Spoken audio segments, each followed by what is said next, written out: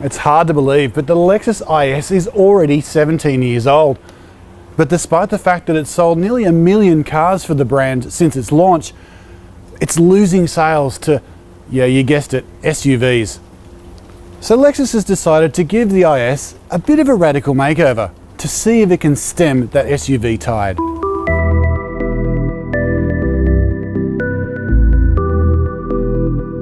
Released in 2013, the third generation IS comes in 3 distinct flavours. A 2-litre 4-cylinder turbocharged petrol version known as the IS 200T, a 3.5-litre petrol V6 known as the IS 350, and a petrol-electric hybrid called the IS 300H.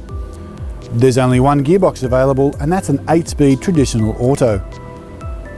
Lexus has left the mechanical stuff pretty much untouched for this midlife update, but the same really can't be said for that front end.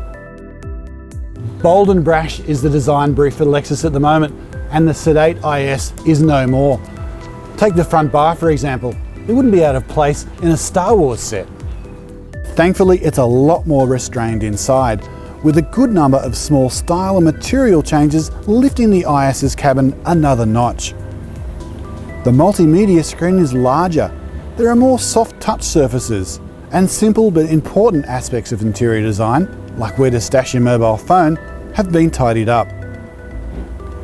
Lexus has also added more safety technology as standard, like radar cruise control, lane departure warning with sway control, and automatic emergency braking. Unsurprisingly, the facelifted IS feels, well, a lot like the last one. Engineers have had a bit of a fiddle with the suspension tune, but it's not really that noticeable. But that's okay, the last IS was pretty good anyway. Ever since Lexus added a turbo engine to the lineup in 2015, there really hasn't been a bad IS. The car weighs a little more than its German rivals, which can blunt performance.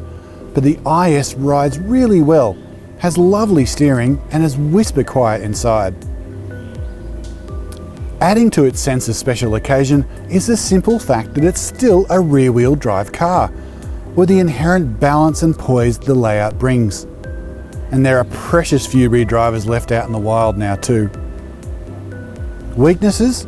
Well, the rear seat isn't especially roomy, and the asking price for the better equipped versions is a long way above the cost of the entry-level car.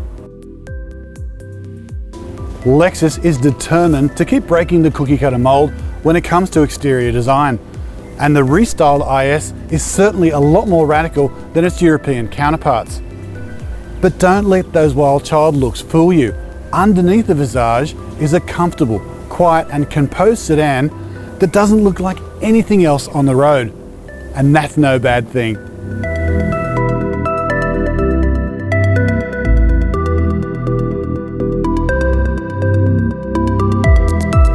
You want to read the full review? Click right here.